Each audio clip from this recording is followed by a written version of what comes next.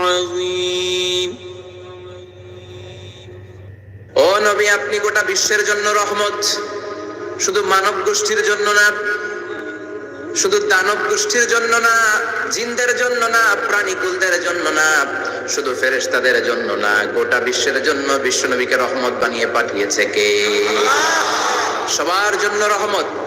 খোশ মেজাজের মানুষ ছিলেন, নরম দিলের মানুষ ছিলেন। ফাবিমা রাহমাতিন মিনাল্লাহি লিনতা লাহুম ওয়ালাউ কুনতা ফাদদান গালিযাল কলবি লানফাদ্দু মিন হাওলিক। আল্লাহ বললেন, ও নবী, আপনার হৃদয়টা বড় নরম, সফট হার্টেড মানুষ আপনি, কোমল হৃদয়ের মানুষ আপনি, খোশ মেজাজের মানুষ। বিশ্বনবী এত খোশ মেজাজের মানুষ ছিলেন, বিশ্বনবী যেখানেই যেতেন ওখানে মানুষের ভিড় হয়ে যেত।